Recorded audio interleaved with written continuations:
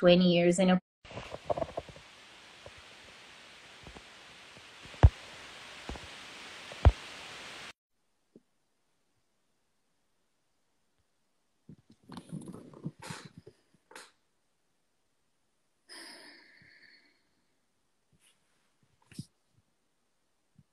Hi.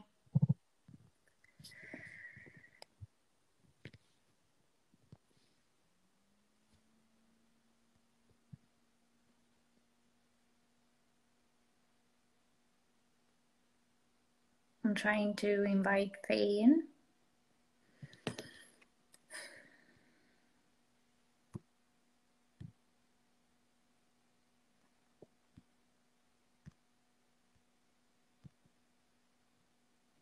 It's not working. I don't know why the live just stopped, like all of a sudden. And we talked for almost an hour. Yeah, so it's saying she's unable to join.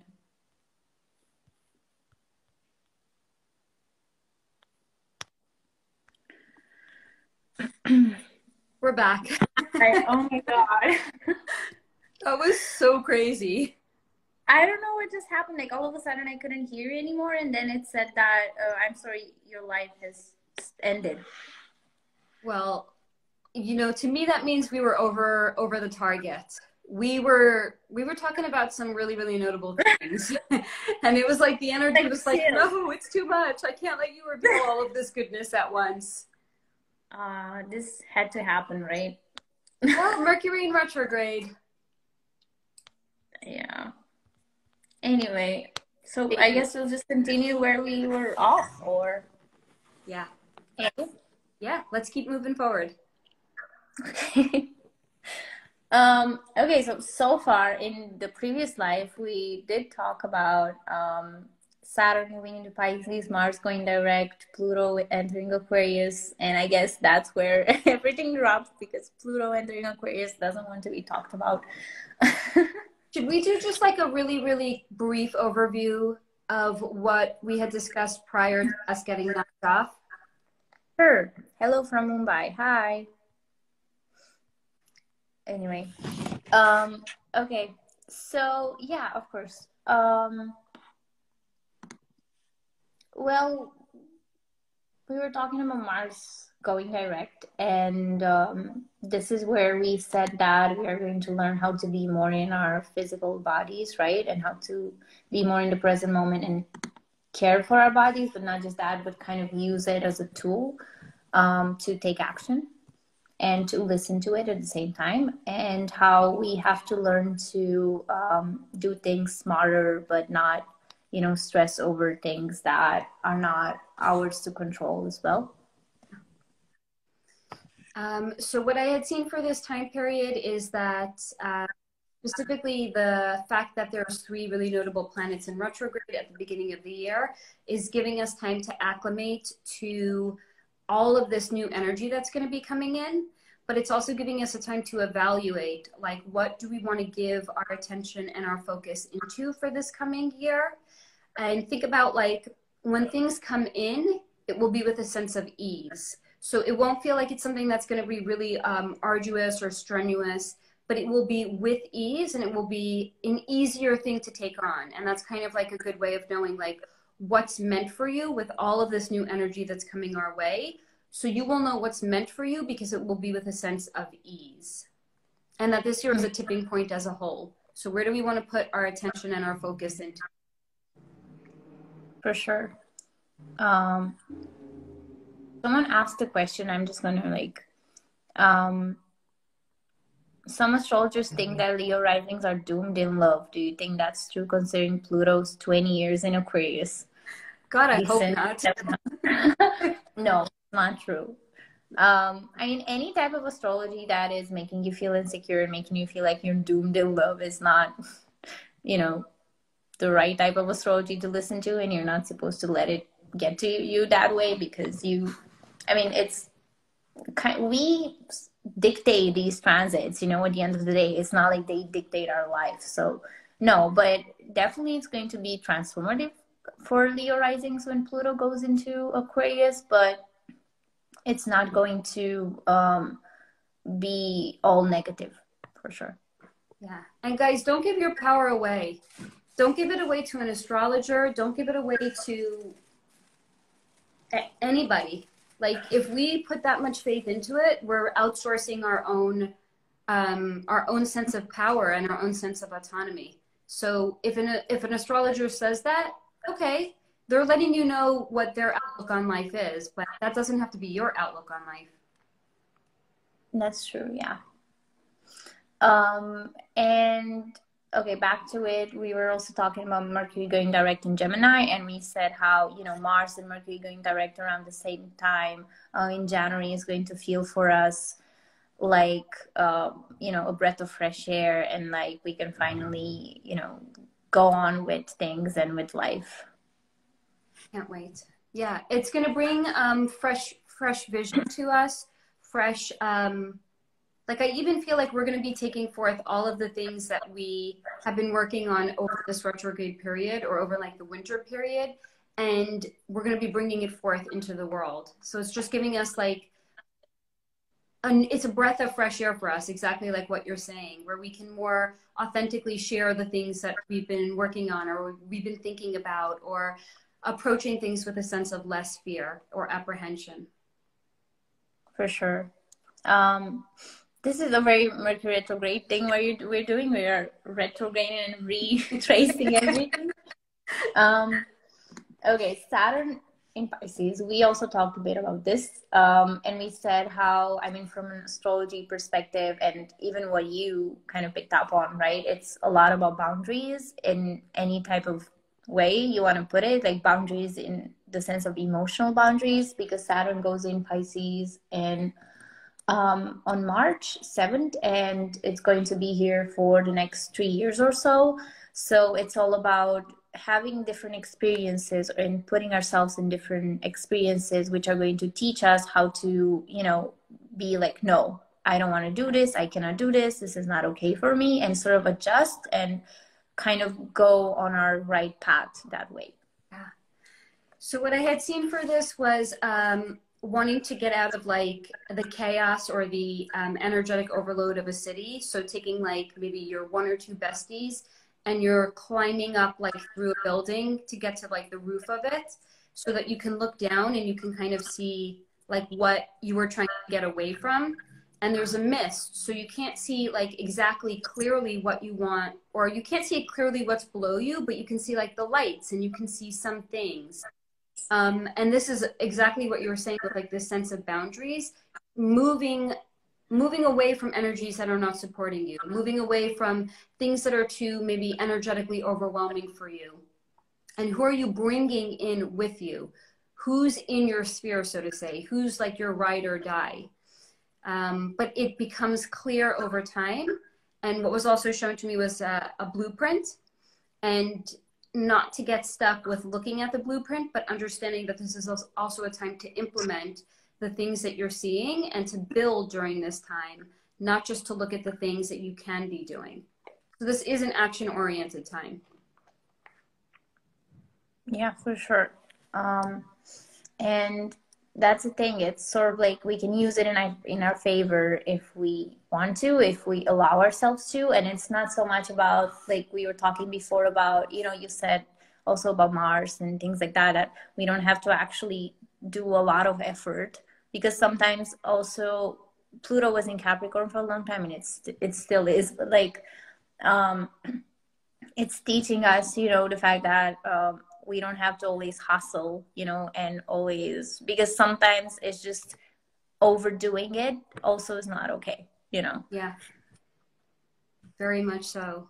Conditioned to be a doer instead of a beer. There's this one line that I think really like resonates with this, which is, we're human beings, we're not human doers. True. That's nice. I've never heard it before. Yeah. All right. And on March 23rd, Pluto enters Aquarius.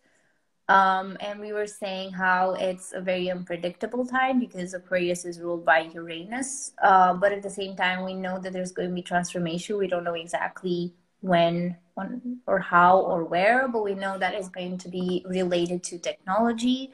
And basically, it's the end of a generation and the start of a new generation for the next 20 years, right? So it's a lot.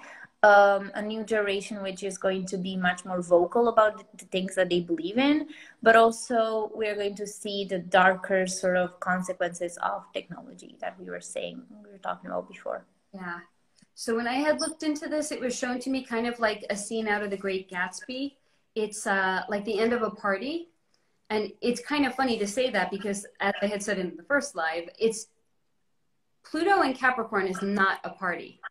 But if you think about when you're ending a party and that the lights have suddenly been turned on and you're taking down all of the decorations and you can see like where you have to clean up and where there's debris on the floor and like you're taking the streamers down so you can kind of see beyond the veiled illusion of what's been going on. So it's really an opportunity for us to explore like who are we on the other side of that? Who do we want to be? What do we want to become? What do we want to take forward with us? And what are the so-called comforts of it being in Capricorn, an earth sign, but what are the comforts of that has left us perhaps feeling like we are prisoners of something? So this is very much a time for us to escape our own limitations and to leave our old attachments behind us and move on from them. Right, and we're also talking here about consumerism and how it's, we have to learn how to not depend on money as well. And for the next 20 years, we're going to learn how to sort of see it more as energy rather than something that we are being, bound to, and something that, I don't know, like, working nonstop because you have to make money and things like that. Like life is not all about that. And if you sort of learn to see it from above, it's easier for you to even make money in the first place because it comes easier to you because you're not clinging onto it so much. Absolutely. I loved what you had said, really, that it is money. I'm going to really, this is going to stay with me. Money really isn't energy. It's a tool. Sure. It's a physical thing, but it's us applying it towards something. So this is an opportunity not to apply it towards something that's consumer oriented, but towards like a higher power or a higher good. So when we're lining up with like the energy of it, it will come in easier for us. Yeah, for sure. Okay, we can move on to the next ones because I guess they're less intense than Pluto in Aquarius, which is, yeah. All right, so on April 20th, there's going to be a new moon and a solar eclipse in Aries. And this is when, you said that spring is going to be really interesting for us. And and this is the moment when the energy really starts to feel different and new because also Aries season is the beginning of the astrological new year, so we are going to bloom, and so far we have had the eclipses in Scorpio and Taurus, which have been pretty heavy because it's Scorpio and Taurus.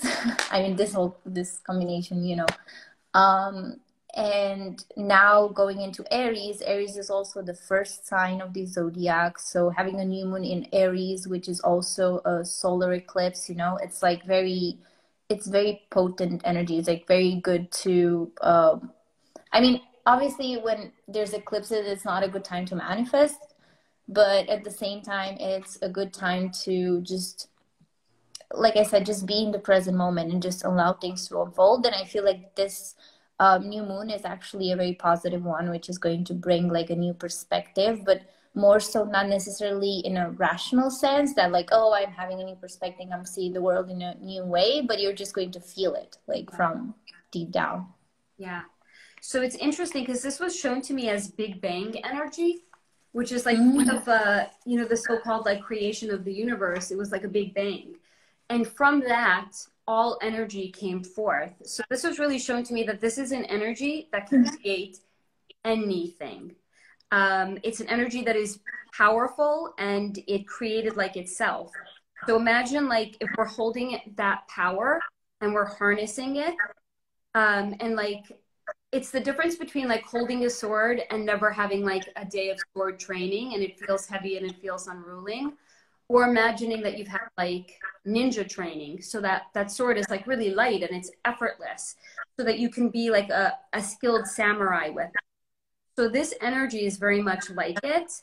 And it was really funny. A movie reference actually came in when I was looking at this, which is, if you guys know the movie The Matrix, where Neo is like plugged in and he is given the directions on how to like, or he learns how to do Kung Fu. And he like opens up his eyes and he says to Morpheus, I know Kung Fu. So it was shown to me almost like this way, which is like, what will we realize we've known all along? Because the power has been inside of us all along, but it's almost like this is the beginning of us bringing forth the power that we've always had and bringing forth what's always been inside of us, but has been latent. But this is like the Big Bang. So it's bringing it forth into the world. Right, it makes sense because Aries is a lot about, you know, putting energy forward. And it's also very like, it's all about just doing it, I guess, right? So it will be also something that we'll have to learn on the way as we go. You know, we'll have to just do it, just express it, and then we'll see how we go from there, right? Yeah, and it's interesting because this was also shown to me as a sacred time period, and that we'll receive clues of what's to come now. So like from this first eclipse to the second eclipse, to keep our eyes open because there's a lot of clues that are going to be coming in for us. Interesting. I mean, I guess it's also like a sneak peek to the North Node going into Aries, which will happen later on in the year. So probably that's also what it is, astrologically. Yeah, it's a very potent and powerful time though. For sure, yeah. And then on April 21st, Mercury goes retrograde in Taurus. So it's like we have the new moon, the solar eclipse, and then Mercury goes right to retrograde. So it's like, okay, we want to take action, but then we are kind of forced, at least rationally, in an introspective time as well here.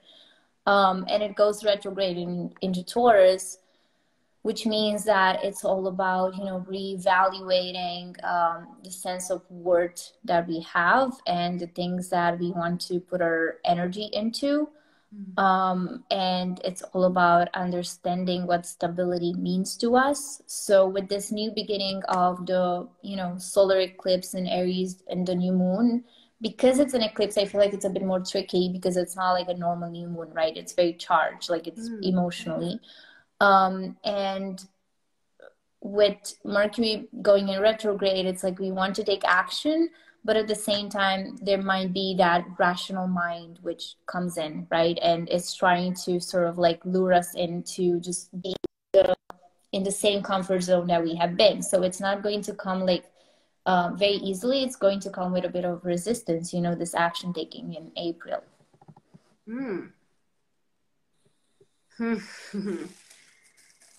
That puts a little bit of a damper on like that hot girl summer I was kind of feeling. I mean, yeah, but it's the point though.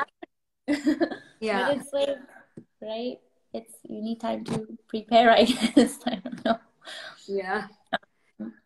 So for this time, I got that this is a balancing act. So where the first eclipse was this expansive energy, Jupiter moving into Taurus is providing us this opportunity to apply like what came to us or what we learned or what we brought forth from inside of us from that time into a more earthly realm. So it's kind of like it takes time to like if let's say you want to write a book and you have all of these ideas and all of these thoughts, but then it comes time to like writing it, so you want to first sit down and you're going to write maybe like an outline, and then you're going to start to actually write the book itself. So that's very much what this time period is. And it's also like, so look at it this way. If Jupiter can be like a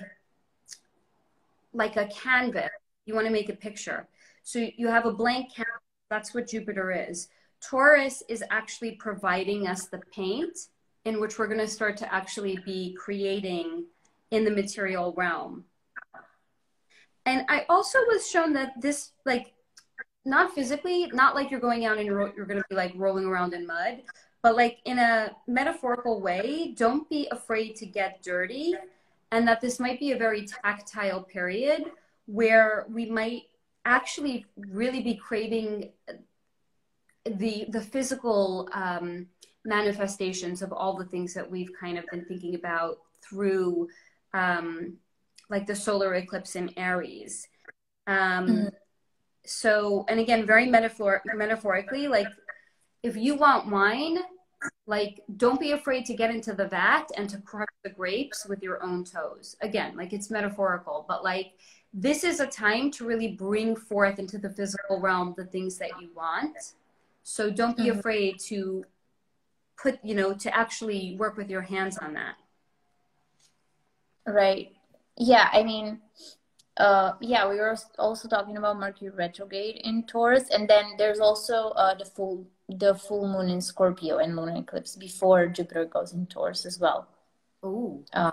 Yeah, on May 5th. So it's like, okay, we have the new moon in Aries, then we have the retrograde, then we have the full moon in Scorpio, which the full moon is the letting experienced the Scorpio energy in the past year because we've had a lot of that, you know, the eclipses. So now it's more of like the last sort of bit of energy from that Scorpio, which is being sort of like I see this one, you know, the lunar eclipse in Scorpio on May 5th as a emotional burst, you know, in which we are going to, okay, maybe things have felt difficult in the past year, and only now in May we are going to really acknowledge it and allow ourselves to actually feel it so we can finally move on, right? So we need to have that in order to move on into this new fresh energy, right? There has to be a bit of an ending first as well, and it's going to happen here. And then we move on May 16th to Jupiter entering Taurus, and this is also when Mercury goes direct, so it's fresh energy, like we said again. Yeah. You know, like it's getting to move on, but at the same time it's Taurus, so like you said, it's going to be a bit slow. But at the same time, I did write here what you were saying about, you know, going in nature and like getting dirty and things like that. I also wrote the fact that, and I wrote some keywords like nature, green, healthy living and eating, stability, grounding, and meditation. You know, so it's because Taurus is all about nature. It's all about being in nature and sort of feeling one with it, because we are actually one with nature. And sometimes we forget that, you know, sometimes we forget that we need some time to connect with it and to sit with it, in order to connect to ourselves and to ground ourselves. And this period with Jupiter being in Taurus is definitely going to be that. And it feels a bit childish, right? In the way of like just being, and just, it's like inner peace. And that's really beautiful. It's a release, actually. I think it's really, really good that you brought up the scorpionic energy, because this is a release of that. So it's like the way, as you were talking about it, it came in. I was like thinking in my mind, that's so last year. And I know it's like we're just on the other side of the year, but like that was such heavy, dense, like 2022 energy. It's so last year. So this is going to be like the last licks of it. And then it's going to be all fresh, all vivacious, all vibrant. It's going to be really that breath of fresh air we keep talking about. Right. Because it's literally fresh air, because it's stored. So it might, I don't know, maybe people will start, I mean, hey, they start going out, they might start doing outdoor meditation, going on retreats, you know, things like that. It's a great thing to do around this time. And also kind of the downside of it, I guess, because there's always a downside. You know, Jupiter is expanding everything, and Taurus is, like we said, it's a bit conservative. It's, you know, caring about just, I mean, it loves nature, but it also, it loves anything that's not change. Yeah. Like, so it will be interesting to see how, okay, we are learning how to ground ourselves, but then to not ground so hard, you know, that we cannot take and move because of our roots. You know?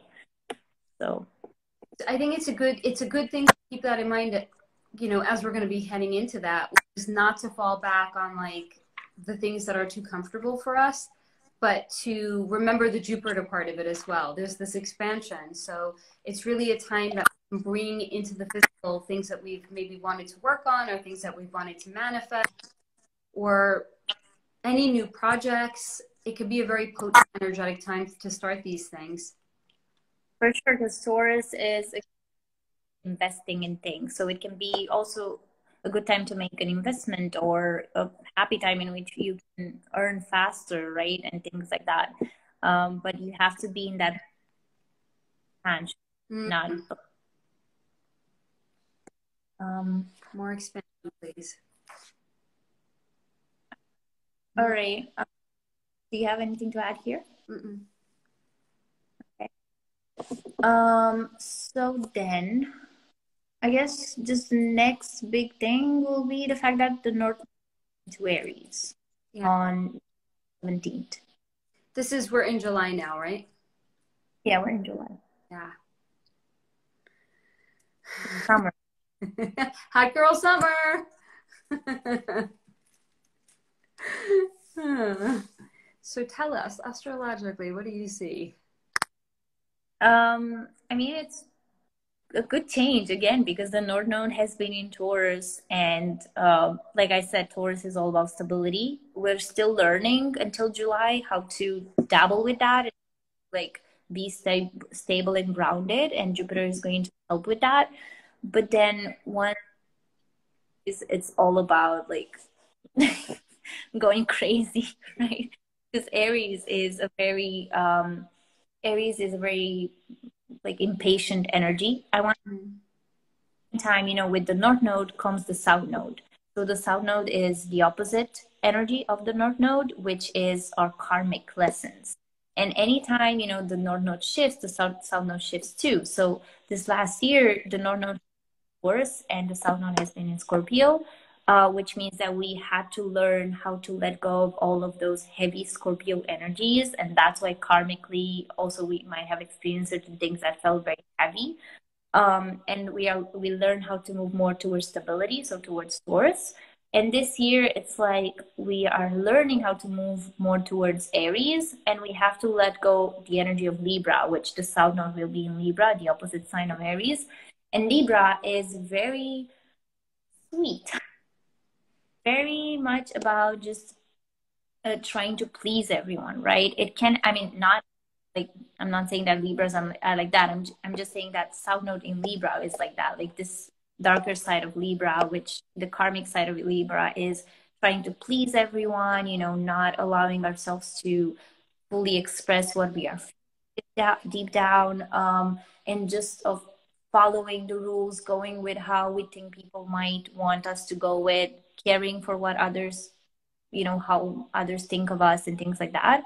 But then we are moving more slowly in the next year towards Aries, and we are learning how to embrace this energy of just doing what we feel like in the moment and speaking on the things that we care about deep down, and that just, you know, that feeling when you just want to express something, you're going to actually like, and sometimes, you know, this can be like you're saying something that maybe you regret later, but at least you expressed it. It's so interesting that this is happening in the midpoint of the year, because this feels very much like a split, very, very much. And I think that that's so interesting that it happens to happen like right in the middle of the year. And it's this very, very different kind of energy that we're moving out of and we're moving into.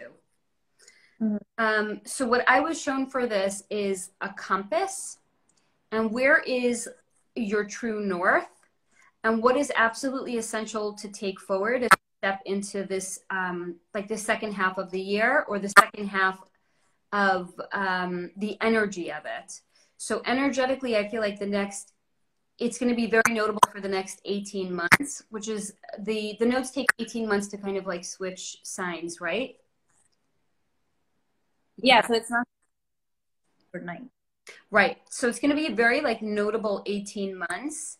And this is going to give us like energetically a time to evaluate like what's absolutely essential for us to bring forth into the next 18 months. So imagine like you're going camping. And again, that lines up with like the compass that was shown to me. But imagine like you're going camping and you have to pack like your camping bag. So like what's absolutely essential for you to go camping? Like what's just enough and what is too much? What is like that one thing that's going to make your pack too heavy? Like even if it seems like it's a little thing, like is it essential? Like nail polish is little, but if you're going camping, like is that really essential to bring with you? So this is going to be a notable time period for us to explore what is absolutely essential for us to take forward for the next 18 months, and what can we put down and what can we leave behind.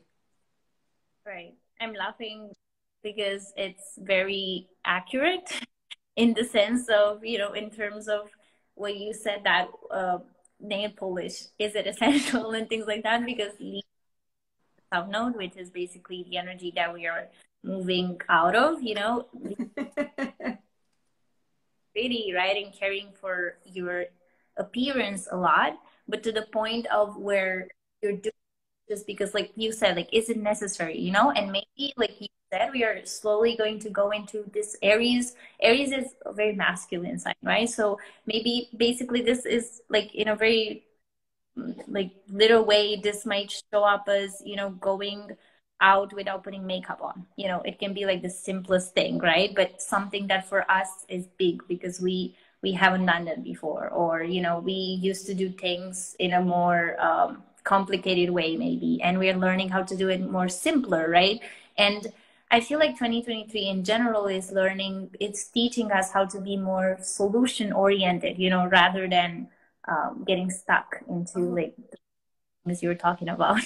Oh, that is good. That feel like, even when you're saying that, like it being solution oriented, that feels so good, like in my body. Like, yeah, because that's like, it feels like the opposite of like a heavy, dense, like, I guess we're just going to be in this energy now. We just have to wait for like the clock to run out so we can move out of this energy. But this is actually more solution oriented. And that feels so good to like even just hear those words. Like it's the opposite of like a heavy, dense. It feels like light and empowered. Right. Yeah, that's true. And like we were talking about before, it has to feel good deep down, like within your body, and then that it's the right thing. Yeah. Love that. Shall we move on?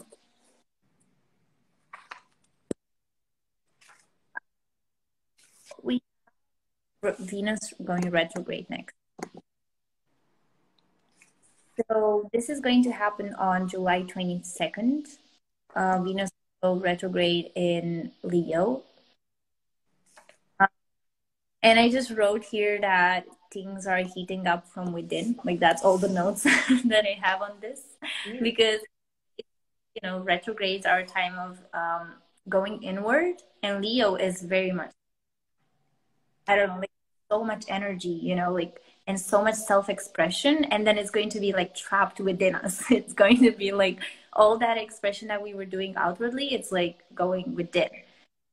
Especially Venus, it's all about relationships and how we manage relationships in general. So, like, this will be a challenging time, like, but it's going to happen all within.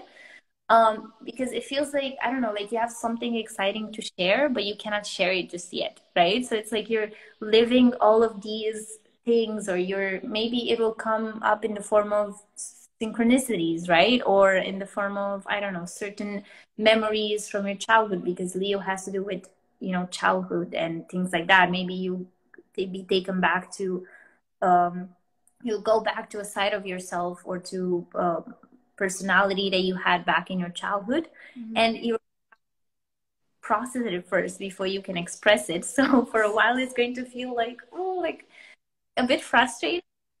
It is, but at the same time, it's like once you express that, it's going to be really good, and it's a time to connect with your inner child, basically. That is beautiful. I love this part about like connecting with our inner child. What do you energetically? Yeah, it sounds so interesting to like try that, like as an adult, to like try that on for size and like think about what it would be like to connect to that. Because the way like I very much resonate with Leo is almost like the performer. So it's like, how can we, but like, and it's not like a stripper, not like an adult performer, but like the grown up version of ourself that's coming out to play. Yeah, actually, that kind of does actually connect with like that. It connects actually really, really well with like connecting to that. I think that's interesting. So what I had gotten for this time is like a woman is on, this is a story. It's story time. Okay. So it was shown to me as a woman who's on vacation, and she's at a resort, and she has like sunglasses on and a big brim hat, and she's like looking at her nail polish, and she's like, and it's chipped. Her nail polish is chipped.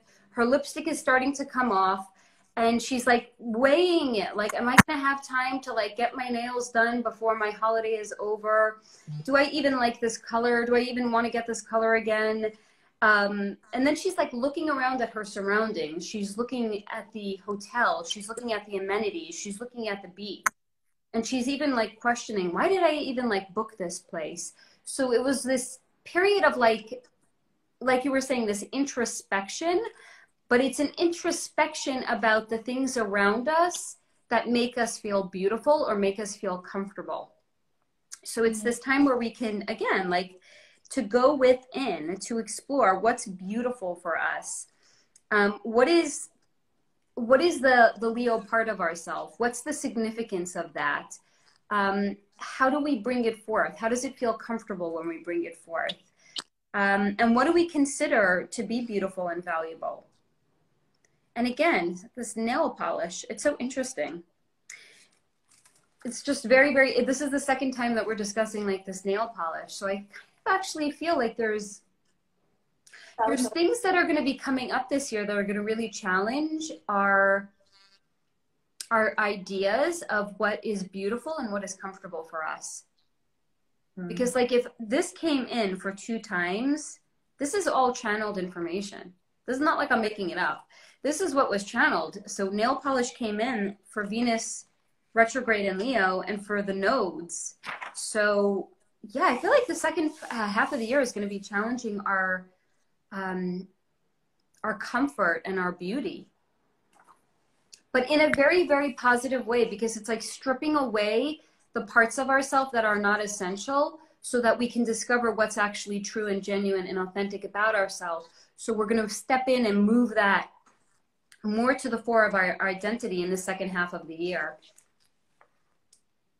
Sounds amazing. And it's no coincidence actually that with the nodes, you know, like the south node is in Libra, and Libra is ruled by Venus. So Venusian energy, and then Venus in Leo, it's again Venus energy, you know. So it's like it has to do with beauty in general, and it has to do with everything that's aesthetic and everything that's not. And like you said, you know, retrogrades are also a time of, you know, like going inward and reanalyzing, retracing, and kind of like changing our minds. Basically, that's what it means. So maybe it's going to be a time when, like you said, you know, you just wake up and you realize that you don't like your hair anymore and you want to change, or maybe you don't care about your hair anymore as you used to. So it's, you know, things like that. And it can be literally related about the hair, because Leo has a thing with the hair as well. But wow, the second part of the year will be all about beauty in general. Relationships, because Venus has to do with relationships and the way we relate to it. And I feel like going to be all about, because Leo can also be sometimes a bit self-oriented. So Venus going like inward and things like that, it's like we are going to have to hold ourselves accountable for the moments in which we kind of were too self-oriented, if that makes sense. So maybe it's going to, I mean, I know that selfish is not always a bad thing, like sometimes being selfish is associated with this negative thing, but being selfish is not all negative. Sometimes it's a very positive word, but at the same see the moments in which, okay, maybe here I can be a bit less stubborn. I guess that's the word. And when you learn how to be a bit stubborn, you cooperate better with the other person. And if the other person also learns how to do that, it's going to be more of a harmonious communication that's going to happen in July as well. There's a lot of opportunity. I mean, there's just so much opportunity astrologically for growth this year, for our own internal growth and collectively for our growth. And I think that's, with every kind of like transit that we're getting into, we're seeing that more and more. There's so much opportunity for us to grow this year. It's really kind of like exciting. It's kind of a lot of it. It's like, where do I begin, right? Yeah. Okay. We can go on to, we were in July, right? So now we can go all the way to October. Yeah. Because, there's nothing very happening until now. And on October 40th, there's the new moon in Libra. And on October 28th, the full moon in Taurus. So first of all, with the new moon and solar eclipse in Libra on October 40th, this is, again, it's interesting because the South Node will be in Libra now. So the South Node is all about that karmic energy. So basically it's going to be conjunct, the moon, like it's going to be in the same sign as the new moon.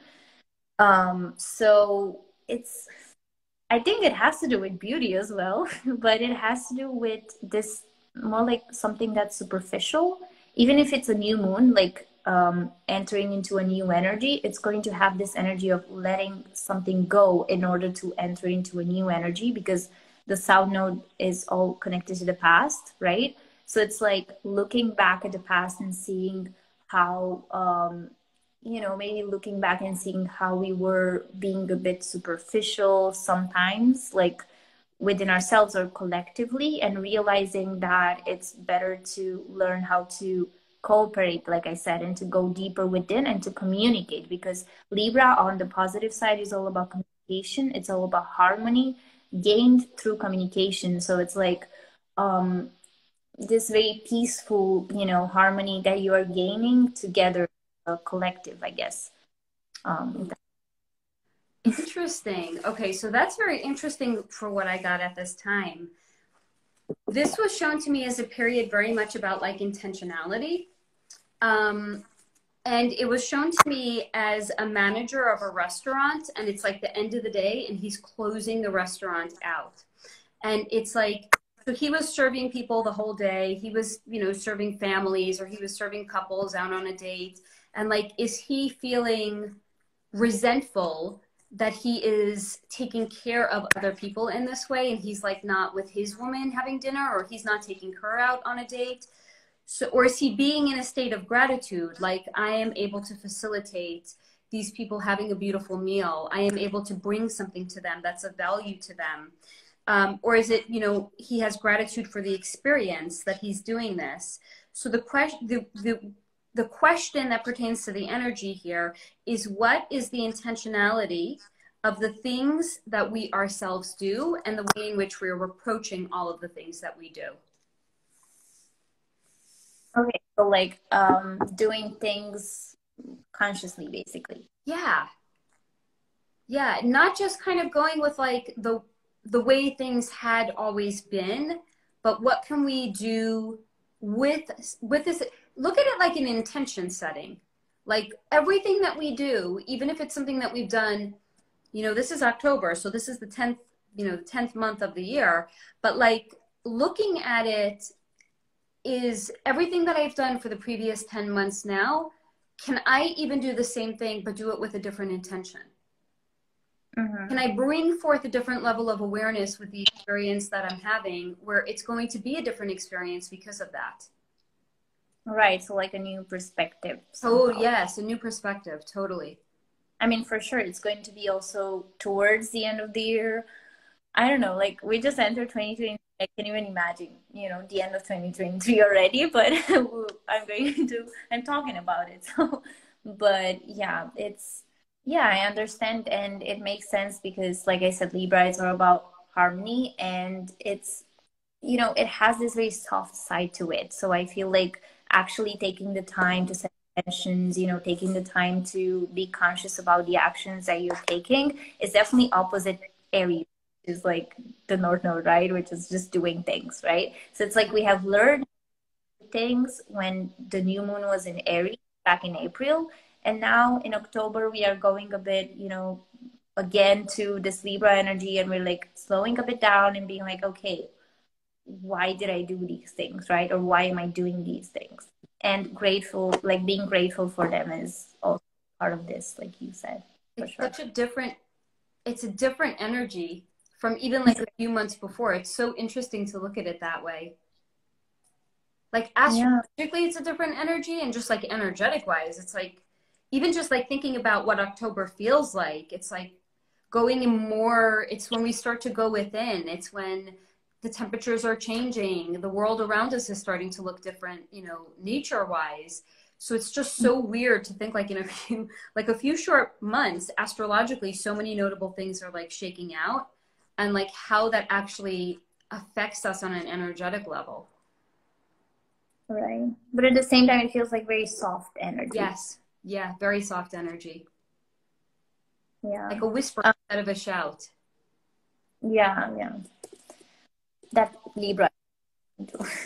um, okay, then on October 28th, there's going to be the full moon and lunar eclipse in Taurus and the last one, and we're finally kind of Taurus and Scorpio axis going on. And this is why I feel like this year will be a bit of a roller coaster, but not so much as like 2022 in the sense of, you know, that very heavy energy, more in terms of like inner realizations and kind of adjusting to things. But with this, it's again very different from the new moon in Libra because the full moon in Taurus is like, again, something that we have to let go of. And basically, here it's our stability, right? This stability and comfort that we've been going back and forth throughout the whole year. Like, you know, I want to be, you know, rooted here and I don't want to move from here. Yeah. This is, if you haven't moved from here yet, this eclipse is going to do it for you, basically. So. Okay. So it's interesting. Do you remember when we were kind of talking about this and I said there was only one thing when I was looking at the energy, I wasn't able to pick up on anything? This was it. But then when I sat down to meditate before hopping on the live, I was able to get a little bit of it. And I think it's interesting that there was some level of resistance for the information to first come in. But I'll share with you what did eventually come in, and maybe that we can kind of like do a deep dive in trying to understand why the information did not want to first come in. So what this was shown to me as is this is the opportunity to look back. So do you remember at the beginning we were talking about how I had seen this year there's scales? So this is the time of the year when we're looking back at the scales and we're looking back at like where was the most energy and attention put into. So what side is heavier right now? What side have we given more of our focus and time into? And can we then use that information to propel us forward? And it's weird because, again, it's more towards the end of the year. It's not like energetically a time we would think about like propelling forward, but maybe it's more that as we're getting close to closing out the year, it's an evaluation of everything that has kind of gone on over the year, so that as we're turning within and we're going to start to go more into like the hibernating period, to learn, to take from that and to learn from it. So like, oh, okay, here, I'm looking back. I see that I've given more time and energy to this one part of my life and not that one part of my life. I wonder why that is. Or I wonder what can I take away from that? Or what can I learn from that? Or how is that going to change me as I go into this more dormant period of my life? I feel like everything matters a lot with the seasons, like as we were talking about spring, kind of starting to mingle, blooming and things like that. And then in summers, there was this whole hot girl summer thing going on. Yeah. And then slowly I feel like in fall, things are starting to be a bit more mellow, but it's still a bit intense. But then as winter comes, right, it's like we're going on full on like retrospective mode, I guess, and trying to, and it's always probably like this is a cycle that's happening throughout the year, but still the energy is always different every year, and that's what it's interesting to take on. And I'm really wondering,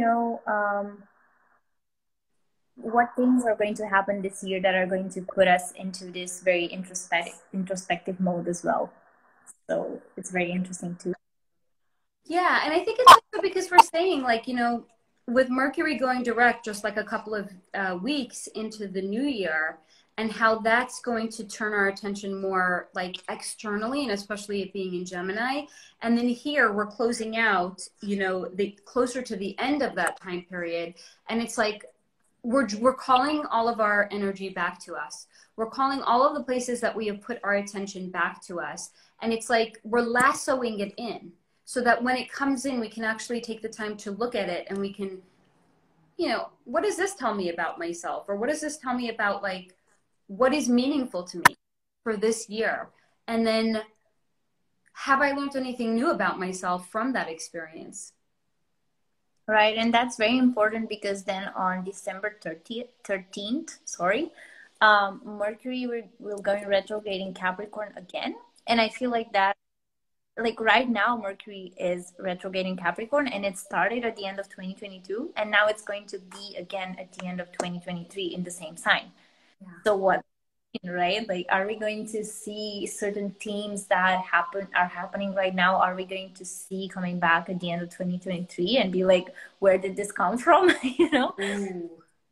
It can be that way, but at the same time, it's still in that introspective mode. So it's like, okay, we are in a, I don't know. It's also very close to the holidays beginning and things like that. So I don't know. I feel like this will feel a bit like deja vu, to be honest. Yeah. Oh. I agree. I think it's actually interesting. Yeah, we're going to talk about the retrogrades in all earth signs too, right? Yeah, I mean, we kind of went about it like throughout the live, but we can like an overview now as well. Yeah. Okay. So this is what I have for the retrograde. You wrote about this as well. I can't hear you. I missed the first part of what you said. I said that, yeah, you can tell me what came up. Oh, okay. So this is what I have for the retrogrades in that, notably that they're all in earth signs this year for 23. That this energy is going to mimic the larger external energy that is felt like globally in the world, but it's going to be more what's going on inside of us. And it's going to be on an internal level, and it's giving us an opportunity to check like the internal foundations of our own internal house, so to say, and our own internal processes. Like, how secure are they really, and what faulty things might we find when we're going through those internal like checks and balances. So for example, like if you what do I have here? Okay, so imagine you're building like a new closet. It sounds weird, but imagine you're building just like you're extending your house just so you'll have like a larger closet. And again, because that also reminds me very much of like something that's physical, and it's something that's like, oh, it's my closet. It's like where I keep my clothing. It's where I keep my shoes. It's where I keep my stuff. So you're building out onto your house, but it's just a closet. And it's like, is the foundation of your closet going to be secure within itself before you start putting your stuff into it? And if it's not, don't put new stuff into it. So this is an opportunity for us to kind of look at the stuff and how we relate to that stuff and how we relate to ourselves in conjunction to all of that stuff. Because again, you know, earth signs, very, very grounded energy. It's very much about like the physical things, the physical manifestations of things. So like, what is secure without us adding any additional stuff onto it? And if it's not secure, if the foundation's not secure without anything additional, don't bring anything additional into it. So it's a time for us, these retrogrades, to explore our stuff and the foundations that are supporting all of that like stuff. Right. It's a highlight on the word stuff, because earth signs are all about the actual stuff, like literal, you know, physical money and I know things you buy, online shopping, even food especially, you know. And it's like learning probably, you know, how to evaluate all of these things that you are accumulating throughout your life, because you are, even if it's just foods, right, you're still accumulating that like through your body, and seeing how, you know, if that has probably a place there or not, like in the sense of if maybe you've been eating something your whole life and then you wake up one day, you're like, I don't feel good eating meat anymore, for instance, you know, or these kinds of things. And it's, I guess, earth signs are very they're all about truth as well. So it's kind of like listening to that inner truth and being like, okay, I have to be honest with myself. This doesn't work for me anymore, right? Or it's not a foundation, like you said, it's not like a good foundation for me anymore. So I kind of need to stop doing that, or I need to find a different way to do it. Yeah. Yeah. It seems very par for course for the entire energy of the year, actually, as a whole.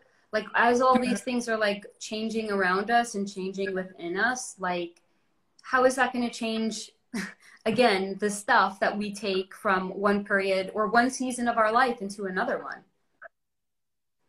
Right. Yeah. Because the retrogrades are also happening like in different seasons, right, throughout the year. So it's like, okay, you're living out spring, and then you're like, okay, but go back a bit and try to still evaluate what's going on deep down. And I feel like it's going to be very different from 2022, because the retrogrades were in mostly in air signs in 2022. I mean, there was also shifting, but mostly they were in air signs. So it's like that energy was more chaotic in terms of rationally. So it's like our head and was going crazy, probably overthinking and things like that. But now with our science, it's not so much about overthinking things. It's more about like we said, you know, solution oriented, and trying to learn how to actually do these things without just sitting there and like staring at the wall and doing nothing, just thinking, you know. Yeah. It's very, very different energy. The whole year is very different energy. It's exciting though, at the end of the day. It's kind of needed. It's kind of something that we needed, but we didn't really know that we needed it. Yeah. I could not agree more to that. Should we Wow. look at some questions? Sure. If there's any questions, you can send it through. I also wanted to, maybe you can again talk about because, you know, we started the live and then it ended and things like that. So I feel like maybe you can go back and tell us a bit about yourself now, like again, if you want. So I'm Faye. Hi, everyone. I am a energy reader, and that's specifically what I've been talking about here, which is the overall energies throughout the year, and how they actually like apply to the astrological energies, but it's also how those energies affect us individually and collectively. I'm also a medium, an astral traveler, a remote viewer, and I just love talking about esoteric, weird spiritual shit. It's totally a jam. Like, the more esoteric something is, the more I'm probably going to be drawn to it and like want to talk about it. And I love sharing it. So it's just a party. Like, head over to my YouTube page. It's a party over there. I love talking about like weird esoteric stuff. Like, mostly what I explore is anything that's behind the veil, like the 3D veil.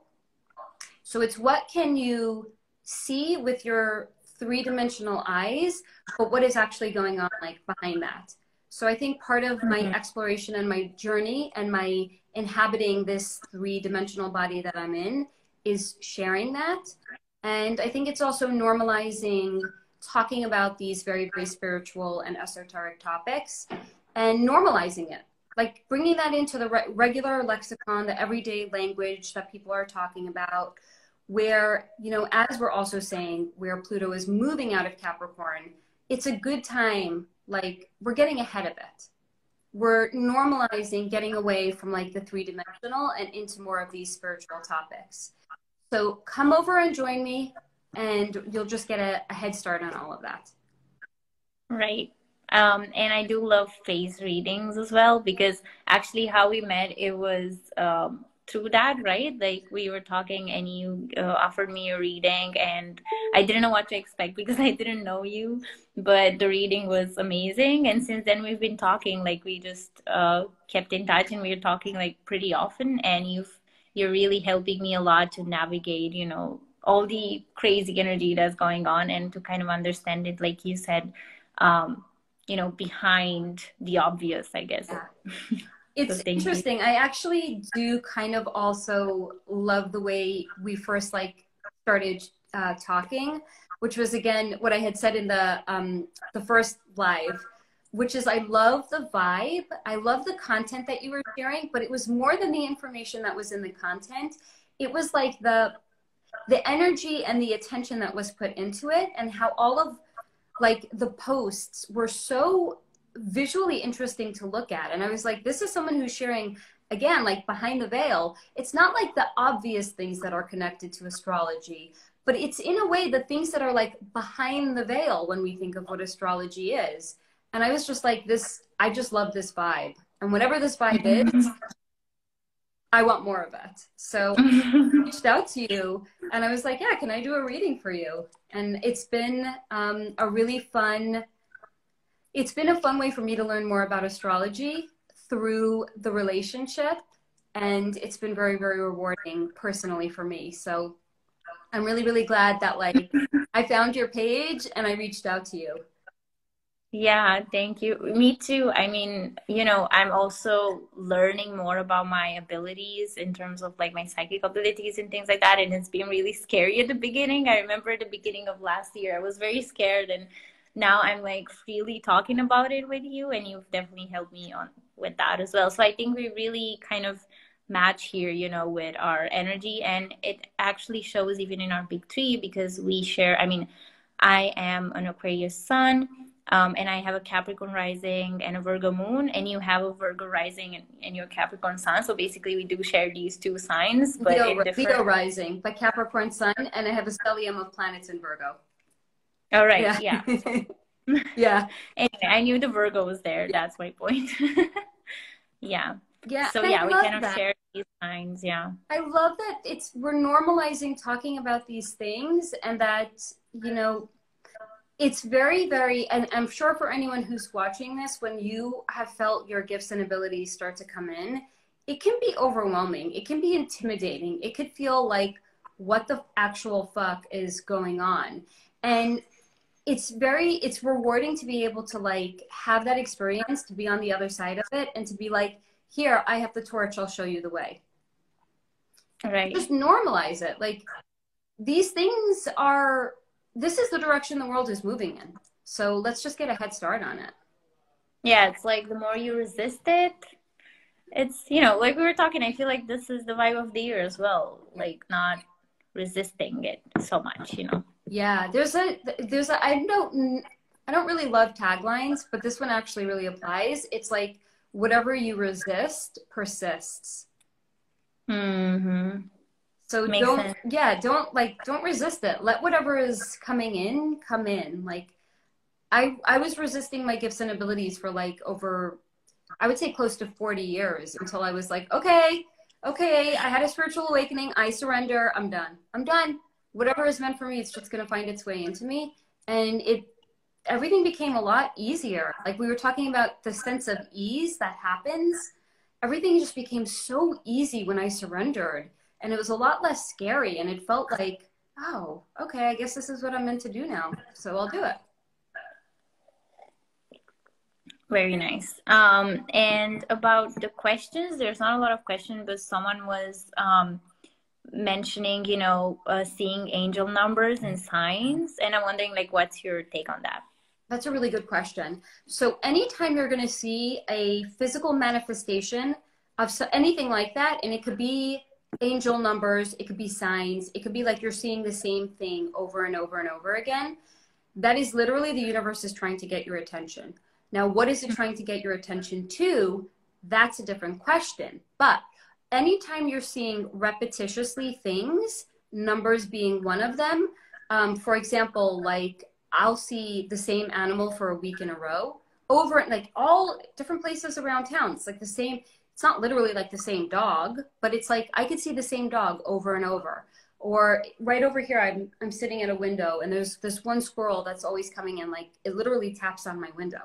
So it's like, what is the universe? What's the messenger of the universe that is being sent for us to get our attention? And what is it getting our attention to? So animals, for example, are really easy because you can just look up like animal totems and you can look up what is the actual meaning of an animal that's coming to you. But it's really interesting to kind of like massage the other things that are coming up and trying to extrapolate, why is this coming through so strongly? And what is the universe trying to get my attention to? Right. It's actually having to pay attention to the things that are happening around you when you see those signs, right? It's definitely that, but it's also pay attention to when these things come through because there's meaning to that as well. Is it, for example, you're in a more relaxed state that these things are suddenly coming in? Because that is a way of you understanding that it's coming in when you're in a relaxed state because the universe doesn't know when else other than when you're relaxed to bring it in.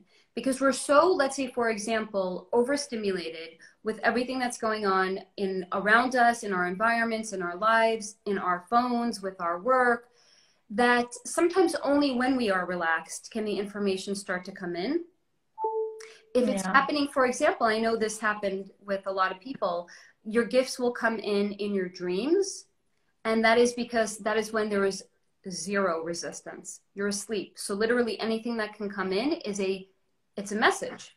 Some people get woken up like with a voice when their clairaudience will start to come in when they're falling asleep because that's when there's the least resistance.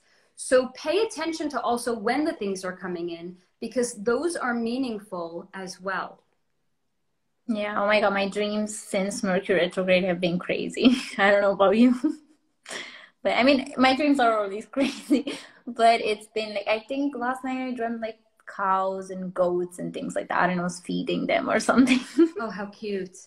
Yeah, it's very nice. It's a very nice dream, but still it felt so real, like that's the thing, you're like so much into it. And it's important I mean, I still keep my dream journal and it's in my phone basically because that's the first thing that I use. But it's very easy for me to just wake up and type like, in a note, and then it also has the time and the date saved there. So it's easy to like go back and see when it happened. Yeah.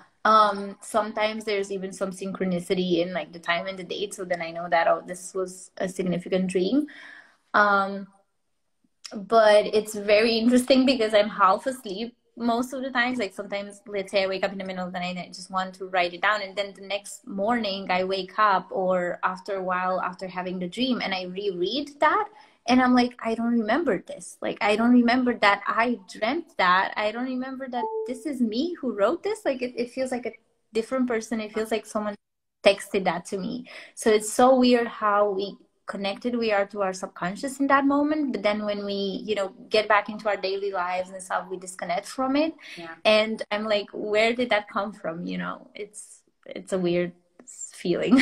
It's, first of all, the 3D veil, and that's why so many of us have a hard time actually connecting to ourselves, because we're veiled. There's so many different like veils that are in place, and one of them is the veil between like our like, if you want to look at it this way, like our public self and like our private self.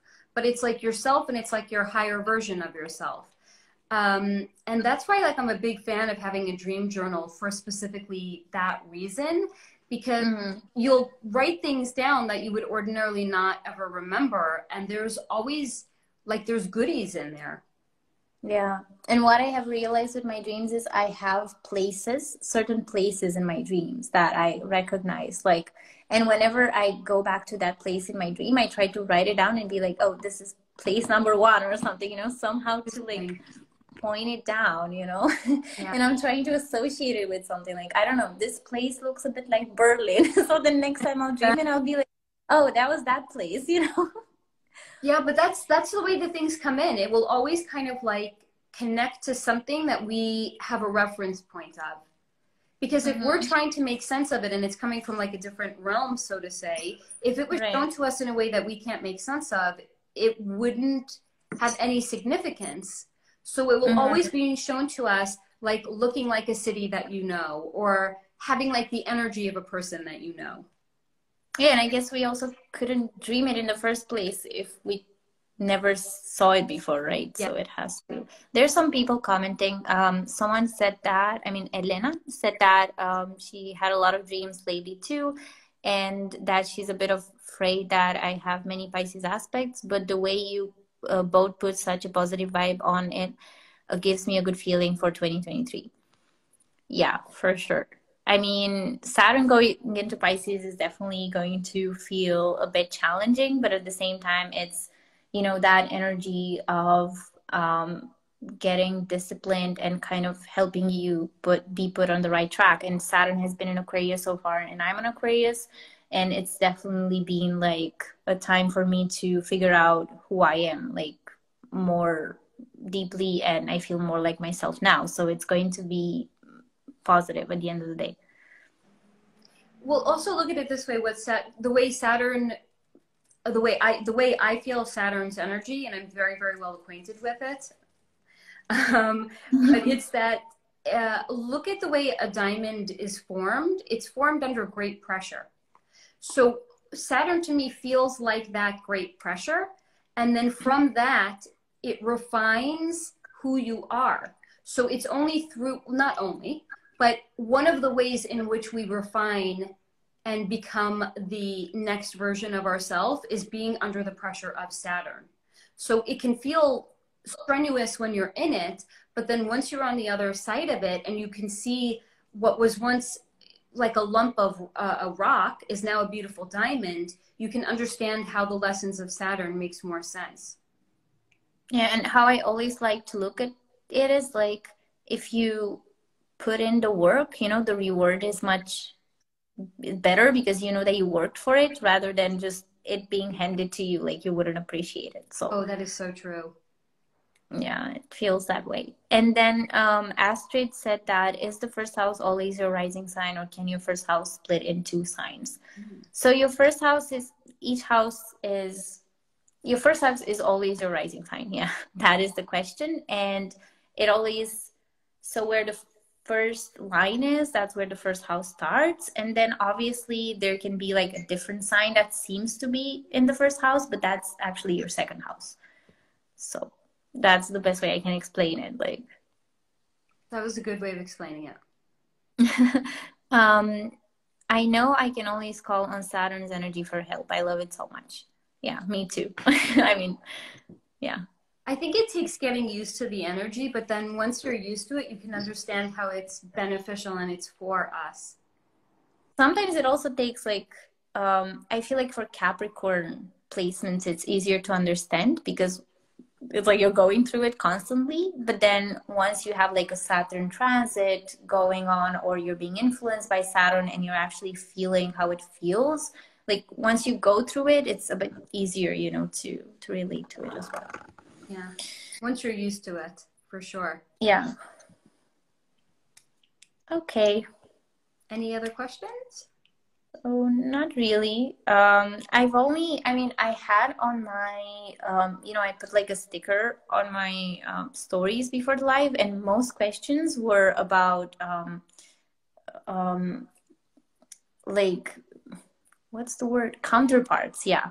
Oh. You know, like love and things like that. And it's interesting that I didn't know that people wanting to talk about that, but then it also makes me think of Saturn in Pisces, and Pisces also being all about love, and this type of love that you kind of get lost in, you know, and somehow kind of helping you discipline that and helping you get back to yourself. So I feel like any question that is around this and around finding like, you know, your counterpart or your soulmate or things like that, it's like, first of all, you have to see how to provide those things for yourself and not wait for someone else to come in and give that to you, right?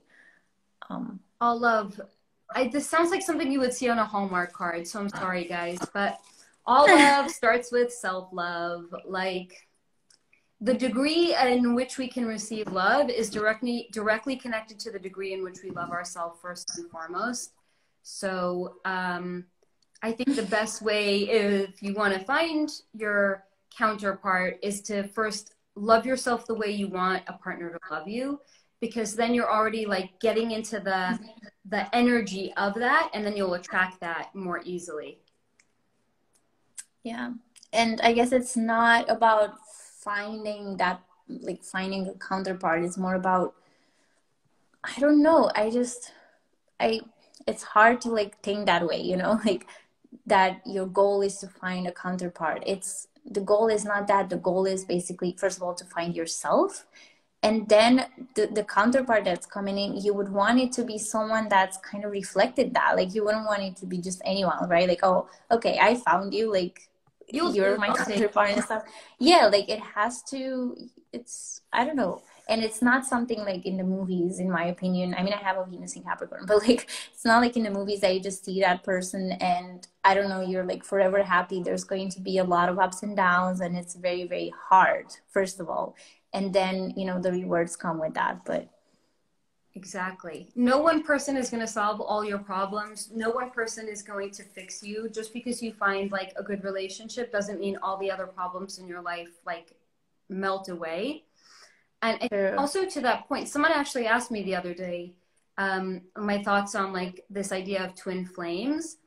And I was like, I do not subscribe to that at all, because like this whole idea of twin flames is a disempowering one.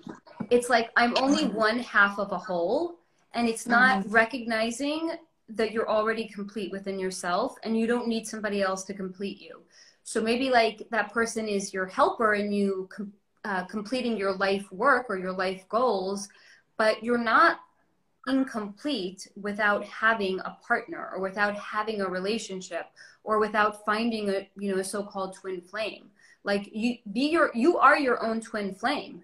And once you find that within yourself, then you're setting yourself up for a healthier relationship with somebody else that is also complete. Because if we look at ourselves like we're incomplete, you're attracting somebody that's also incomplete. That's called codependency. So own yourself and your power first, and then you will find and attract a healthier relationship. Right. And at the same time, I feel like what's important, it's also to understand that it's not necessarily like, you know, first you have to work on yourself and then you can find someone in that specific order. Right. In the sense of like, sometimes it also happens that you find someone and you work on yourself while you're still being together, but you're still working on yourself. And that's what matters, you know, that you don't stop doing that once you find someone, I guess. That's kind of the thing. Yes, we are. Thank you, Nympho Stars. We are already whole. Yeah. Yeah. But we forget that. You know, it's also a lot of it has to do with, and this is probably like a conversation for a different day, but like a lot of it has to do with like social conditioning. where all of Mm. these love movies are showing people like finding someone and feeling like they're complete at that point. And Right. that's not a healthy message to be sending out to people. A healthier message would be like, you're already awesome. Own your awesomeness. Right. No matter what happens, like no matter if you're really, you know, at the end of the day. Yeah. And also, Astrid said, sorry to bother you again. It's the same question again. For example, Scorpio is rising sign, but you have a Sagittarius in your first house. Yeah. So Scorpio is your rising sign, and Sagittarius is not in your first house. That means it goes into your second house. You can also have interceptions, but that's more complicated, in which Sagittarius is not in any house. But for sure, Scorpio is your rising sign and your first house. You cannot have two first houses. I mean, yeah. Okay. I love the information that you have. And by the way, guys, if anyone has not like had booked yourself like a transit reading with Larissa for the next year, get on that shit. Like serious, I throughout the entire like last year, throughout 2022, I kept like going back and referring to like what we had discussed. It was really, really helpful. Or even just like if I'm going through something and I'm like, ugh, but then to go back and look at it and be like, oh, I get why this is happening right now. It's so it's really helpful and beneficial. Thank you so much. Yeah. Yeah, I have those readings up until the end of the month, the end of January. So if you want to, you can grab it. It's going to be a written one, so that's the cool thing. You can always go back to it and check it out. I just saw, So hold on, I just saw something. Let me scroll back up. I saw, oh my God, sorry, I forgot Mars. it has Mars is in the first house. Yeah, that's possible. Okay. I was wondering. Scorpio. Hmm. Yeah. And yeah, that's how it goes. Basically, you will have the energy of Mars and Sagittarius in the first house, but then you're still a Scorpio rising. So you also have the energy of Scorpio rising, and both of them kind of match. Always in astrology, it's not just one thing. Like we are very complex human beings. So the energy blends. All right. This was very, I didn't expect for it to end all of a sudden. This was really, really fun. A big shout out to Larissa. This was super awesome. And for all of you guys for also joining us. This was really, really so fun for us to do, and just really appreciative for you guys joining us here and sharing in this beautiful energy and exploration of what to expect in 2023. Yeah, thank you for joining, and we should do this more often because it was very fun, and now I don't feel so scared to do lives on my page. Yeah. I mean, it's a conversation, so that's fun. And thanks, Faye, for coming. And yeah, just everyone out your page. Like we said, your readings are great as well. And you're also doing 23 readings right now. So. Yes. So I actually have a sale on through tomorrow. Tomorrow's my birthday. Yay, Capricorn season. But so I have a 2023 sale going on through tomorrow, 23% off any service. And there was a few people had reached out. There was a problem with the coupon code where it couldn't actually be applied. So what I just did is I just temporarily lowered all of the prices, 23% off. So as of January 5th, they're going to go back up 23%. So if you're interested, you can definitely check it out. I would love to hear from you guys. I also have free consultations if you want to just talk to me about like what is going on and maybe wanting to find like the best reading for you and for what you're going through at this time. Great. I'll wish you tomorrow. Yay! But that sounds very exciting. Thank you. People are wishing happy birthday as well. Thank you so much, guys. Thank you. I appreciate it. So thank you for coming up, and we'll talk soon. Sounds good. Thank you, everyone. Thank you, Larissa. Thank you. Bye-bye. Bye.